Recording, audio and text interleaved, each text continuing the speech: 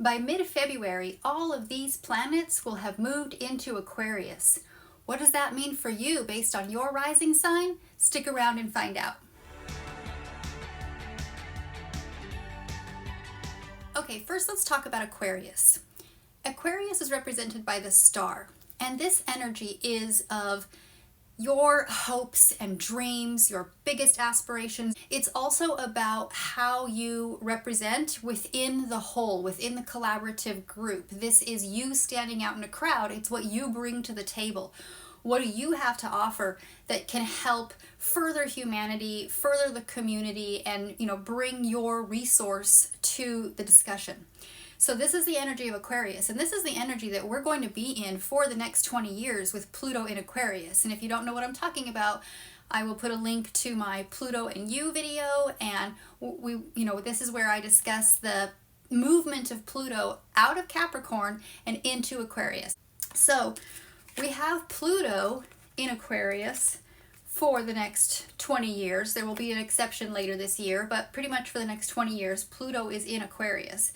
But until mid-February, the sun is also there. So these two energies, they're so close together in their degrees in the sky. This is called a cazimi. Means is the planet or planets that are near the sun are really, really amplified. It's like they've been turned up to 11. Okay, Taurus Rising. So we start out the beginning of February with the sun and Pluto in Aquarius. Aquarius is your 10th house. The 10th house is the house of career, your public image, and recognition for an achievement that you have accomplished. It's also your, this can be the house of fame or infamy. Your reputation can be good or bad depending on what you've done in your life and the choices you've made. So we have the sun in your 10th house, shining the spotlight on your career and who you are and your achievements and what people think of you when they think of you. The sun brings out that vital energy. Really, this is where you're finding the will to live. The sun is your vitality and just basic life force. So you have a lot of attention on your 10th house right now. Now Pluto has just moved into that 10th house. Now if you have watched my previous videos, you've heard me talking about Pluto. I will put a link to my Pluto and You video up so that you can click on that and find out much, much more about what this Pluto moving into your 10th house for the next 20 years could possibly bring for you. But for now, you are really, everybody's finding this personal power right now with Pluto having just moved into Aquarius and all planets getting ready to go in forward direction by the end of February. By the middle of February, all planets will be in forward motion. So all systems go. Everything is ready and prepped for forward motion, especially in your 10th house or your house of career. Now on the 4th of the month, Mercury, or the magician, moves into this 10th house. Now this 10th house is going to get real crowded by the end of this month, so we can't even fit all the cards in there, but bear with me. Mercury moves into the 10th house. So what does Mercury do? Well, Mercury is the mind. Mercury is the messenger. In mythology, Mercury was the one he was the messenger who could go between the living world and the world of the dead. So Mercury has a lot of information to give and to absorb. So Mercury moving into your 10th house in Aquarius focuses your innovative communications on career-related discussions. So you're going to be having a lot of intellectual discussion and a lot of intellectual thought processing around your career and your reputation and your public image. Now on the 9th of the month, the moon, or the high priestess, our intuition, mystery, knowledge, that gut feeling, has also moved into this 10th house. And when the moon and the sun are together, this is when we have a new moon. New moons are a time for new opportunities, embracing new ways of doing things, reevaluating your plans and starting fresh.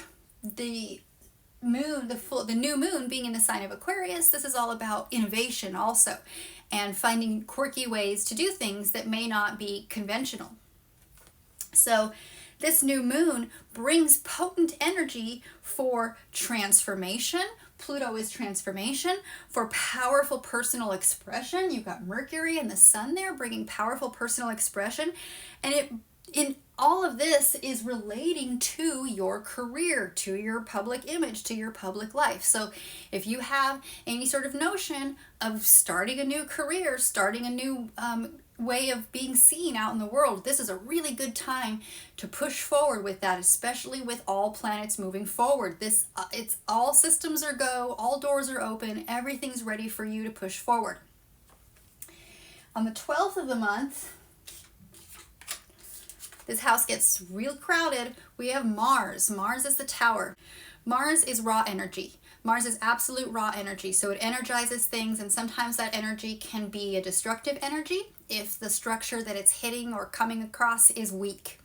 So Mars brings raw energy. So it's going to really plow through with this electricity type of energy through your career sector, through your public image, through who you are, your reputation on a public level. So Mars joining this party brings that assertive energy. It brings innovation energy to your career pursuits. You're really going to be aggressive. You're going to push through. You've got the words behind you. You've got your personal power there. You've got the moon with your gut instinct and your intuition. And now Mars is coming in and saying, I'm going to give you the power, the drive, and the energy to push forward in this. So this fosters a more dynamic approach to your professional aspirations, to your career, and to who you are on, maybe you're famous, maybe you're getting recognized for something. Now on the 16th of the month, we have yet another attendee to the party, Venus, or the Empress. Venus brings the energy of fertility and abundance and growth and love and values. So Venus coming here to this party, there's not even enough room here. I'm going to have to stick her in there next to Capricorn. Venus coming into the party brings out that social connection to this innovation. Aquarius is about humanity. It's the community, it's the neighborhood. So you, as a Taurus rising, your 10th house, or your house of career, is naturally focused towards humanitarianism or community or the group or the collective collaborative efforts of some sort of work situation. So your career has a lot to do with who you are within that humanitarian or how you show up in the community. So Venus moving into this 10th house brings out that social connection, and it brings innovative approaches that can enhance your career prospects and your public image, especially through social connection or through the friendship type of connection. Okay, now that is a huge amount of energy going on in Aquarius, Taurus rising. So it's important that you become really familiar with this energy, because Pluto is not going to move out of that house for another 20 years. We will have a brief moment when it skips back into Capricorn in the fall, but then it goes back in and stays there. All these other planets are going to be moving forward, but Pluto will stay there, bringing out personal power. So this is a time with the new moon, with Venus and Mars and all the personal planets all focused on that house of career for you to really move forward, push forward. Don't be fearful. Don't have any imposter syndrome. Just go for it. Now, we're going to move on into Pisces next, talk about the house right next door, because we will be entering into Pisces season. But before we move the sun over there, we've already had for quite a while, and we will until 2025, Saturn and Neptune are also in Pisces. So Neptune is the ruler of Pisces, so Neptune is the dream king. I think of Neptune when I look at the Hanged Man, and I think like Neptune has head underwater, it's upside down. He's looking at the world in a completely different way through a filter that we don't often see. And if you know anybody who has heavy Piscean energy, they can often be difficult to understand. They can be very dreamy. Or I know if you're a Capricorn rising, Pisces is in your 3rd house. And so sometimes Capricorn risings can have a little bit of a muddled communication. So the Hangman or Neptune tends to muddle things. It tends to put that watery-like quality to wherever it's at. So Neptune has been at home in Pisces, which for you, Taurus rising, is your 11th house. So that's your house of social connection, collaboration, of group dynamics, of coming together for a collaborative or collective effort. with Neptune at home in your 11th house, this brings out these dreamy and idealistic qualities to your friendships and to your group aspects.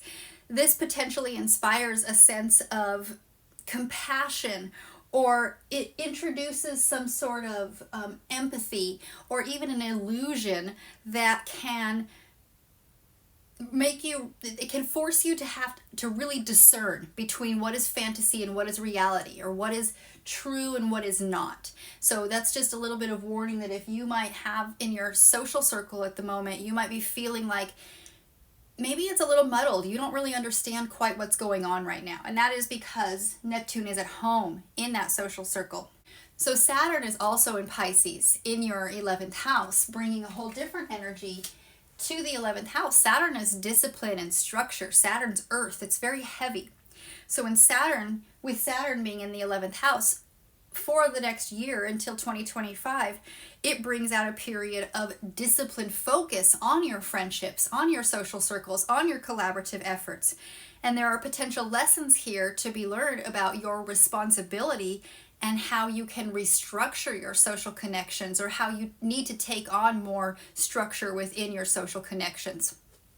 Saturn is all about building structure and getting things organized and getting it done the right way, even if it means working extra hard at it. Saturn likes hard work. It actually brings lots of hard work and discipline, forces you to be, it's the taskmaster. So it forces you to stay on task.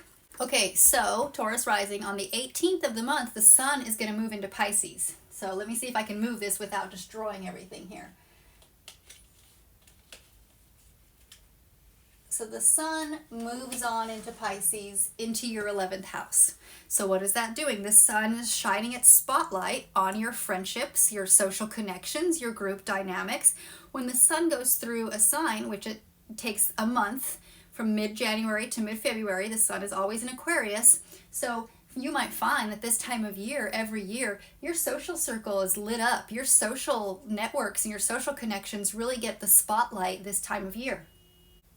So the sun moves on into that 11th house, really furthering, also bringing that warm energy, the warmth of the sun, that joy and childlike expression to your social connections, to your collaborative efforts.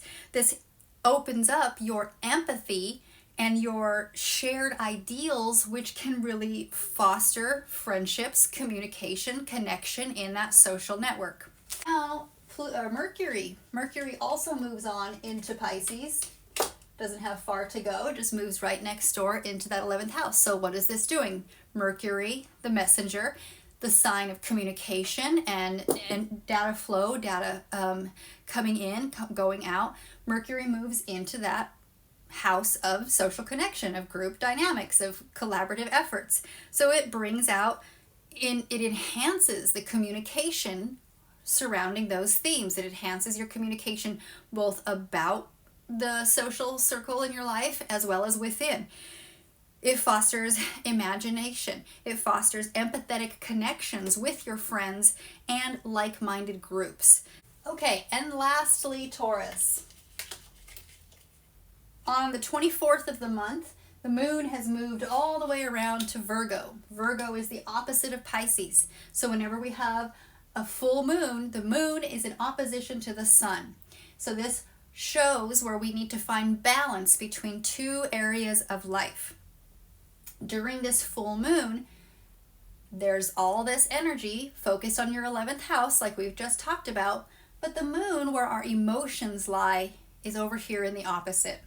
So the moon is shining in your 5th house. Your 5th house is the house of individual expression.